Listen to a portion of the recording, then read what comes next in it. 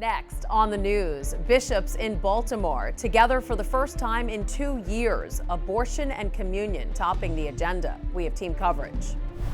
And a pro-life gathering just a few feet away. Men and boys praying for an end to abortion, calling for the bishops to lead the way.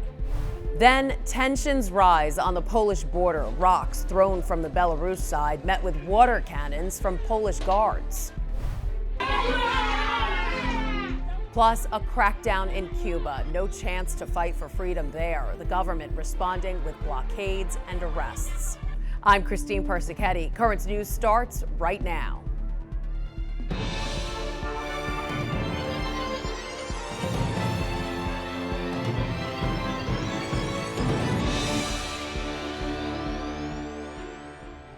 Day 2 of the U.S. Bishops meeting is coming to a close tonight, and they are one step closer to releasing that much-anticipated teaching document on the Eucharist. Now, that might all seem like inside baseball, but Currents News' Jessica Easthope is here with us, and she says it's got more to do with everyday Catholics, right, Jess? Yeah, Christine, leading up to this meeting, the secular media has been swirling with rumors about certain politicians being banned from receiving the sacrament. This teaching document is not about Joe Biden. It's not about Nancy Pelosi. It's actually much more important than that. The bishops are saying this is something all Catholics desperately need right now. So, my brothers, our beautiful task is to continue to tell the Catholic story, to reveal Jesus to our people. The document on the meaning of the Eucharist in the life of the Church is a teaching document, an effort to revive the celebration of communion. Despite rumors, no part of the document prohibits pro-abortion politicians from receiving the Eucharist. However, a draft of the document says, quote, lay people who exercise some form of public authority have a special responsibility to embody church teaching. The topic of whether or not President Joe Biden specifically should receive communion, considering his record of pro-abortion policies, has caused a widespread debate. And I call this meeting to order. But the bishops have repeatedly said the document is not disciplinary in nature, but instead it's the responsibility of every Catholic to celebrate the Eucharist. As for whether any person can be denied, canon law leaves that up to individual priests and bishops. We also are united in our conviction that the Eucharist cannot be a tool for division. The Eucharist cannot be ideological. The Eucharist cannot be partisan. Though the conversation surrounding the teaching document started with the issue of abortion, the bishops also discussed how the Church can evolve its approach to combating loss of unborn life. The Church must be unapologetically pro-life. We cannot abandon our defense of the innocent human life or the vulnerable person. Yet a synodal approach to the question would be to understand better why people seek to end pregnancy. The bishops submitted amendments to the document today, which will be added ahead of the vote tomorrow during Day 3 of the General Assembly. Christine? Thanks, Jess. Continuing now with our team coverage, national correspondent for the Tablet and Crux, John Lavenberg, is in Baltimore right now with the bishops. He joins us now to delve deeper into their talks. And John, you believe the conversations today have taken a different tone than during the spring meeting. What do you mean by that? I do, Christine. And, you know, obviously we all know what happened at the spring meeting. There was the debate where a number of bishops, over 40, spoke for over 2 hours, weighing in on this document, what it means, why they should or shouldn't do it. And, you know, what I've heard in speaking with bishops the past couple of days is that the tone being in person has completely changed related to that document. They said there's been come to more of an understanding as a body of bishops on the document, seeing it as that teaching document, that catechetical document to go with the Eucharistic revival plan, opposed to something aimed at any politician, any person, or any group in particular. They see it and really have come together on seeing it as that teaching document for the entire church. All right, and we heard from President of the USCCB, Archbishop Jose Gomez, in Jessica's story. He called the document on the Eucharist essential. What did he mean by that? He did, and what he meant is, you know, the Eucharist was at the center of his presidential address. He talked about the pandemic and how people were forced inside and they couldn't come to church and get the sacrament. And he talked about how people have been slipping away from it in general as well. And so he said that this Eucharistic revival that pairs with this Eucharist document is essential to bring people back into the church. And he talked about how unity is found in the Eucharist. That's a time when the parishioners come together at Mass. And so he really talked about those things as fundamental to moving forward as a church in the United States. And despite media headlines, there's another big topic coming out of these meetings, and that's the Synod. It's a meeting designed to give lay people a voice in the church. Now, you've been speaking to bishops on this process. What did they have to say? They did, and they talked about how important this process is and how they're undertaking it in their own specific dioceses, as well as how they're going to discuss it here as a body of bishops, which will happen tomorrow. And one bishop in particular I spoke to is Bishop Mark Seitz, who's on a U.S.-Mexico border diocese of El Paso. And he's in a unique situation where he said, we got a little bit of a late start because of all the immigration things we're dealing with. But he also talked about how those two things, the Synod and immigration, go hand in hand, because the people that he needs to evangelize and that he wants to evangelize and reach out to are those people on the margins, which a lot of times are those migrants that are just getting to the country that, as he put it, they have nothing but the clothes on their backs. And those are the people he wants to reach out to in that diocese through this whole process. That's so important. John Lavenberg, national correspondent for the Tablet and Crux. Thanks for chatting with us, and we'll check back in with you tomorrow. Thanks so much, Christine. John Lavenberg will be with the bishops all week during their stay in Baltimore. Stay tuned to Currents News and the Tablet for continuing coverage. A group of 200 men and boys from across the country also gathered in Baltimore to march and pray for the unborn. The march began in front of a Planned Parenthood abortion facility and ended with them reciting the rosary outside of the hotel where the bishops are meeting. Many of the demonstrators carried signs calling on U.S. bishops to enforce Canon Law 915. It states that those obstinately persevering in manifest grave sin should not be admitted to Holy Communion. Turning now to a yearly tradition that ensures families in need will have a turkey on the table.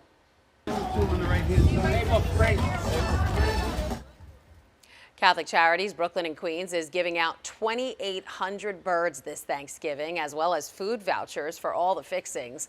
This Brooklyn giveaway happening at St. Francis of Assisi St. Blaise Parish in Brooklyn. If you're in need of a turkey, it's not too late. There will be a second distribution at Presentation of the Blessed Virgin Mary Church in Jamaica, Queens. That'll happen this Thursday, November 18th at 10 a.m. An ex-con who once tried to kill a cop is now a repeat offender after he randomly tried to attack another officer. The NYPD says he's accused Isis Thomas randomly struck the officer with a black knapsack holding a DVD player, adult videos, and a small metal safe. He's currently back on the street, released after Bronx prosecutors failed to seek bail in the case. That angers Commissioner Dermot Shea, who tweeted, "Do we have to wait for him to kill someone before this is taken seriously?" No word from the Bronx District Attorney's Office as to why they sought a supervised release. Also tonight, water cannons and stones. If they give us gas, we will give them stone. Face-offs between Poland and Belarus, a brewing border crisis. The latest violence sparked when the migrant women and children were pushed back and the men were pushed closer to the border. The migrant men throwing rocks and bottles at the Polish guards. The Poles firing back with pepper-enhanced water cannons across the Belarus side. More now from Matthew Chance on the border. See, the Poles are responding with water cannon, covering us in water. Sometimes that water is quite acrid. It has some sort of pepper component in it, and so it's sort of stinging your eyes a little bit and making you choke. But it's been successful in the sense it's pushed people back from those barricades, which have been wrecked by the migrants over the past couple of hours as this violence continues. You can see one of them here, a few people by me here. They're smashing rocks on the ground to get smaller pieces, and then they're using those rocks to throw at the Polish lines. The European Union, the West, the United States accuses Belarus of manufacturing this crisis to put pressure on the European Union, accuses them of driving these migrants towards the border on the false hope that they were going to get access to the European Union, access to Poland. Many of them are from Iraqi Kurdistan and they want to go to the European Union. But that's clearly not happening at the moment. The Poles have been absolutely determined in saying they're not letting these migrants through, and the Belarusians are also not backing down. And so what we've got is a situation where these thousands of migrants, very frustrated, living in awful conditions in these camps that have very little facility in terms of facilities, and the weather's getting increasingly sort of freezing. They're frustrated, they're angry, and they want their situation to be resolved. And there are also rumours swirling over the past 48 hours around the camp where the refugees have been located. Let's go a bit closer over here to where these people are. Swirling around the refugee camp that Poland was prepared to open a humanitarian corridor to allow these people to move through it to Germany, where many of them want to end up inside the European Union. The Poles, for their part, said that was not true. They sent text messages to people saying that's not true, you're being fooled. Don't try and breach the border, force will be used. Just back from that area over here, look, where the people are throwing stones at the barricades. Sometimes there are surging forward people. The majority of the refugees, the migrants, are over here. They pulled back. Some of them have got tents. There are women and children through here as well, living in these very poor conditions. They're sitting on the tarmac. Some of them don't have any kind of shelter at all. So some tents here, but not everyone's got one. And so we're looking at very bleak conditions for these people. The majority of them that we've spoken to are from Iraq. They're from Iraqi Kurdistan. But we've also seen people from Cameroon. Where are you from? From Iraq? Iraq. Kurdistan. So, most people are from Iraqi Kurdistan here, but there are people from Cameroon, there are people from Syria, there are people from Afghanistan, there are people from Pakistan as well. So a whole cross-section of migrants from various countries that often produce, migrant populations. And so, a very bleak situation, as you can see. That was Matthew Chance reporting. Iraq has said it will repatriate its citizens, starting with a flight carrying 200 people on Thursday. But many migrants say they are determined to stay and enter the EU. In Cuba, a rallying cry gone silent. The long-anticipated anti-government protests falling short, with many activists choosing to stay home in the face of a strict government crackdown. Patrick Oppman has more from Havana. The island-wide protests that Cuban activists had called for appeared not to come about on Monday, as Cuba sent a massive number of police into the streets to prevent those protests from taking place. Activists had hoped that Cubans would take to the streets by the thousands, as they did in these spontaneous rolling protests in July. But this time around, the Cuban government had the advantage that they had been warned that the activists had first tried to actually get permission to carry out these protests, and that allowed the Cuban government to prepare to lock up some of those opposition activists, to send their supporters out in the streets, keep those activists from actually being able to leave their homes, and arrest and threaten many of the people in the dissident community who were expected, or who said they would take to the street. There were other people on Facebook who posted their support for the protest, but it was by and large very few people who actually risked arrest, understandably, by going out in the street and demanding change. All the same, even though the Cuban government is breathing a sigh of relief right now, activists say they'll continue pushing, that this is not the end, that they will continue what they say is their long fight for change and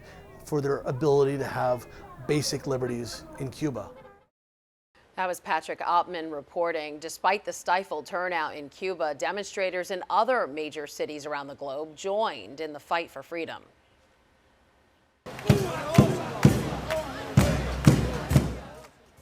In Argentina, demonstrators protesting against Cuba's communist authority took to the streets of Buenos Aires, carrying signs and calling for democracy on the island nation. In Mexico, people could be heard throughout the country's capital chanting "Viva Cuba Libre," or "Long Live Free Cuba." The demonstrators cloaked themselves in the Cuban flag and carried signs calling for the end of Cuba's dictatorship. Calls for Cuba's freedom could even be heard across the Atlantic. In Spain, hundreds of people filled up Madrid's famous Puerta del Sol, voicing their support for the people of Cuba and calling for the end of the Caribbean nation's communist government. There's a lot more news headed your way. If you're in the market for a new home, we'll tell you how much it's going to cost you. Plus, that's a lot of laundry hanging on the line, but you'll be glad to know all of the socks are accounted for, and they're going to help warm thousands of needy toes. And a picture is worth 1,000 words, but no one's telling who this photo album belongs to. We'll take a look.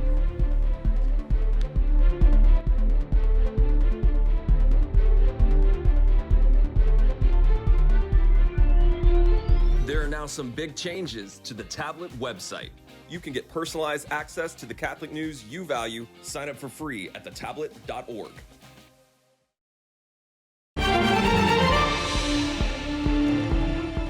It's a red-hot housing market. Home prices are expected to end the year on a high note. New data showing a double-digit rise in the median home price, and demand for homes is pushing prices even higher. Right now, there's obviously a huge supply problem in real estate. There's just not enough houses for enough people. According to the National Association of Realtors, the median home price is up 16% from a year ago, and prices rose in 99% of the 183 U.S. markets it tracks, with homes selling for a record 100% of asking price, and 35% of homes selling above asking price. In order to get us out of this housing crisis we have, where prices keep going up, we actually have to build more homes, and 1 year is not enough time for us to see that happen. I don't think we're going to see any reduction in prices in the next year. And homes are selling at a record pace, with about half of them going under contract within a week of hitting the market. Continued strong demand and historically low inventory at a time when mortgage interest rates are expected to rise, all pushing prices higher. Despite all that, some brokers say they're seeing a rise in home loan applications. There's an influx of money in the industry right now, and real estate is where a lot of people are going to hedge against inflation. In New York City, which saw an exodus of people moving to the suburbs during the pandemic, it's a buyer's market. That means there are more homes for sale than there are buyers, and prices are down, according to Realtor.com. The median list price of homes in September 2021 was $865,000. That's down 3.4% from last year. Nationwide, with so much competition for existing homes on the market, some first-time home buyers are giving up and renting instead. And experts say that's driving up rental rates in many markets. Rather than waiting to see if home prices come down, you need to be thinking about how much faster are they going to go up if I wait. As for renters in the city, prices are nearing their pre-pandemic level. In Brooklyn, the median rental price is still down more than 3% from this time last year, but the median price of a rental in Northwest Queens is up 3% from last year. Over in California, a nonprofit has broken the Guinness World Record for the longest line of socks. 7 miles worth of socks, to be exact. Volunteers and staff of the Fresno Mission started a sock drive months ago to get the needed donations. And after 6 months, the nonprofit had collected 80,000 pairs. We looked around like, hey, we really are lacking some certain things. And one of those was socks, which is an important tool for us. And so we said, hey, well, what if we do a sock drive? And then, well, what if we did something really cool and break the world record? The socks aren't just for show. They will be distributed to mission clients and other California nonprofits that serve the homeless. Still to come on Currents News, no crime here, but her heart was stolen. The surprise this NYPD officer got in the commissioner's office. Plus, a flurry of activity at the Vatican, how the Holy See is getting ready for Christmas. Don't forget to join us later this month as we welcome Bishop Robert J. Brennan to the Diocese of Brooklyn. His installation to the Diocese of Immigrants will be held November 30th, and we'll have live coverage of the day's events starting at 10:30 in the morning. Again, that's November 30th at 10:30 a.m. right here on Net TV.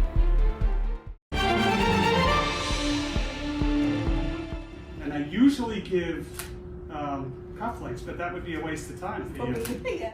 No cufflinks because Police Commissioner Dermot Shea handed Officer Shondell Seymour an engagement ring instead. And her boyfriend, retired Sergeant Henry Chernovsky, was on his knee to pop the question. Officer Seymour thought she was receiving an award. She left with something much better, a fiancé. A woman in Topeka, Kansas found some amazing long-lost memories. Too bad they were from a family that wasn't hers. She's now on the hunt to return the more than century-old photo album she found. Isaac French reports. 1508 Southwest High Avenue holds a lot of memories for Jennifer Davis. I have family photos on the porch. I have photos of me and my stepdad in a pool on the side of the house. We used to play wiffle ball on the side of the house. In 2013, after her grandpa passed, she and her mom were cleaning out his house when they discovered someone else's memories. We went through the house and this book was found in the attic of the garage. And my mom tried to find the owner for it when she posted it online a few years ago, but never got a response. The book contains family photos, baby pictures, and 2 names, David and Sarah Scherer. After the failed attempt to find the family in 2013, Jennifer Davis's mom has kept the book with her in Parsons, Kansas. And on Sunday, when Davis went to visit her mom, she gave her the book to bring back to Topeka to give it another try. My plan to go back and look and see who used to own this house. I know you can do history on that. I think that the Kansas Historical Society might be able to help too, but I haven't reached out to anybody. Like I said, I just got home today, so I'll start looking into that. Davis hopes that this time, with the help of social media and some research, she'll be able to help the album find its way home. It's sentimental. I mean, these are pretty interesting photographs of somebody's history, family history, and if it were mine, I'd want it back. That was Isaac French reporting. Jennifer says she plans to check property records and speak with local historians. We hope she finds the family. Christmas at the Vatican is in full swing. The Holy See setting up the Nativity and Christmas tree in St. Peter's Square. The creche scene is Peruvian, consisting of 30 life-size pieces made by 5 artists. It's the first time a nativity has come from the Americas. The tree is a 90-foot red spruce from northern Italy. Both will be unveiled on December 10th.